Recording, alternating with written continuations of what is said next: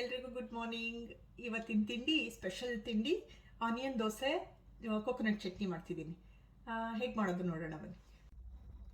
ಚಟ್ನಿಗೆ ಬೇಕಿರೋವಂಥ ingredients ತೊಗೊಂಡಿದ್ದೀನಿ. ಇಲ್ಲಿ 1 ಕಪ್ಪಷ್ಟು ತೆಂಗಿನಕಾಯಿ ಸಣ್ಣದಾಗಿ ಕಟ್ ಮಾಡಿ ಇಟ್ಕೊಂಡಿದ್ದೀನಿ.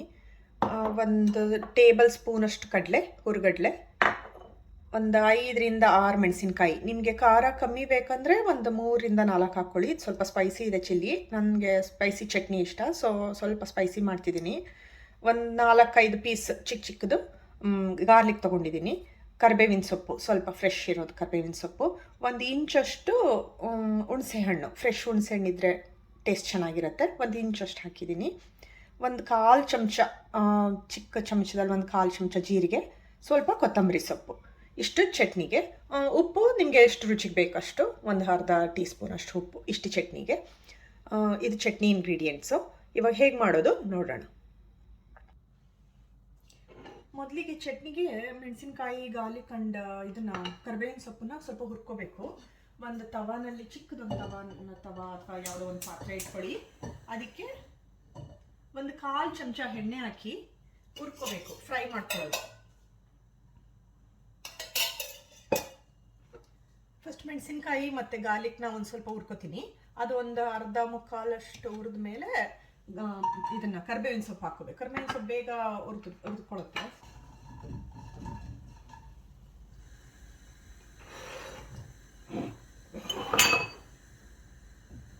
ಅದು ಫ್ರೈ ಆಗ್ತಾ ಬೇರೆವೆಲ್ಲ ರೆಡಿ ಮಾಡ್ಕೊಳ್ಳೋಣ. ಒಂದು ಮಿಕ್ಸಿ ಜಾರ್ಗೆ ಕೋಕೋನಟ್ ಹಾಕೋತಿದ್ದೀನಿ.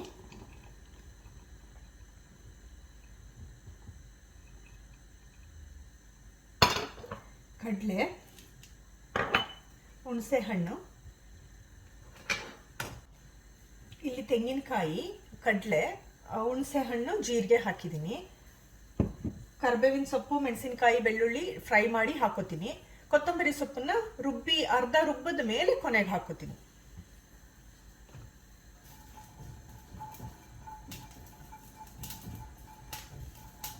ಇದು ಆಲ್ಮೋಸ್ಟ್ ಆಗ್ತಿದೆ, ಮೆಣಸಿನ್ಕಾಯಿ ಫ್ರೈ ಮಾಡಿದ್ದು. ಇವಾಗ ಕರಿಬೇವಿನ ಸೊಪ್ಪು ಆಡ್ ಮಾಡಬೇಕು. ಉಪ್ಪು ಒಂದು ಅರ್ಧ ಚಮಚದಷ್ಟು.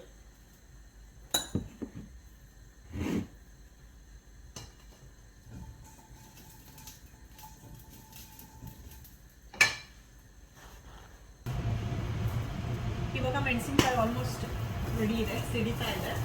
ಮಾಡೋಣ. ಮೆಣಸಿನ್ಕಾಯಿ ಹಾಕೋತಿದ್ದೀನಿ ಮಿಕ್ಸಿ ಜಾರ್ಗೆ. ಇವಾಗ ಇದನ್ನ ರುಬ್ಬೋಣ.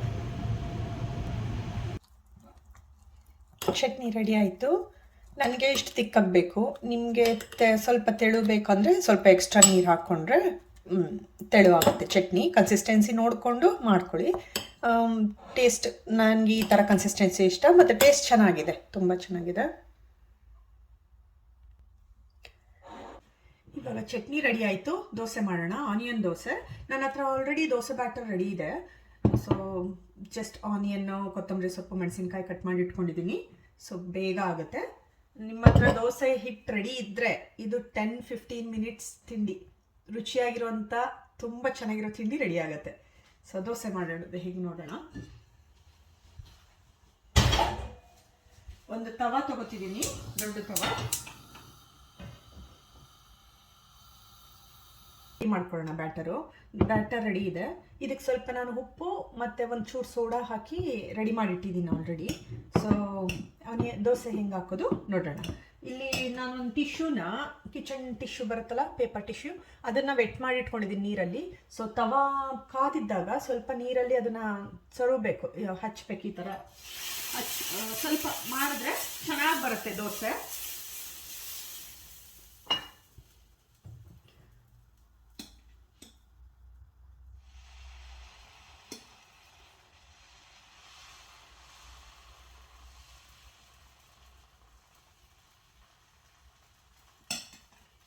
ಈಗ ದೋಸೆ ಮೇಲೆ ಆನಿಯನ್ನು, ಕೊತ್ತಂಬರಿ ಸೊಪ್ಪು ಮತ್ತು ಚಿಲ್ಲಿ ಹಾಕ್ತೀನಿ.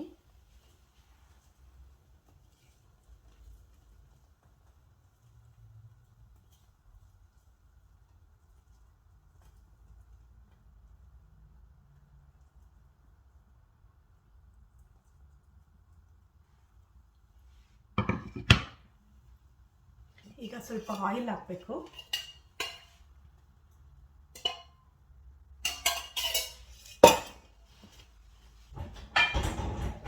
ಅದನ್ನು ಕವರ್ ಮಾಡಿ ಬೇಯಿಸಬೇಕು ದೋಸೆ.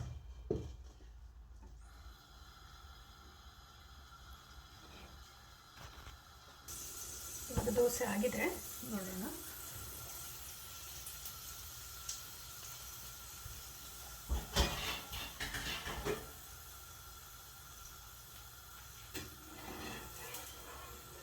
ಈಗ ದೋಸೆನ ಮಗ್ಸ್ತೀನಿ, ಇನ್ನೊಂದು ಸೈಡು ಬೇಯಿಸ್ಬೇಕು. ಒಂದು ಸ್ವಲ್ಪ ಆನಿಯನ್ ಎಲ್ಲ ಬೇಡುತ್ತೆ, ಇಟ್ಸ್ ಓಕೆ. ಸ್ವಲ್ಪ ಈಗ ಪ್ರೆಸ್ ಮಾಡಿದ್ರೆ ದೋಸೆಗೆಲ್ಲ ಸ್ಟಿಕ್ ಆಗುತ್ತೆ. ನಾನು ಆನಿಯನ್ ದೋಸೆಗೆ ಚಿಲ್ಲಿ ಹಾಕಿದ್ದೀನಿ. ನೀವು ಮಕ್ಳಿಗೆ ಕೊಡೋದಾದರೆ ಚಿಲ್ಲಿ ದೋಸೆಗೆ ಹಾಕೋಕ್ಕೆ ಹೋಗಬೇಡಿ, ಚಟ್ನಿಯಲ್ಲಿರೋ ಖಾರನೇ ಸಾಕಾಗುತ್ತೆ. ನಾನು ದೋಸೆ ರೆಡಿ ಇದೆ. ಇನ್ನೊಂದು ಕಡೆ ಇನ್ನೊಂದು ಸ್ವಲ್ಪ ಬೇಯಿಸಿದ್ರೆ ಕ್ರಿಸ್ಪಿ ಆಗುತ್ತೆ.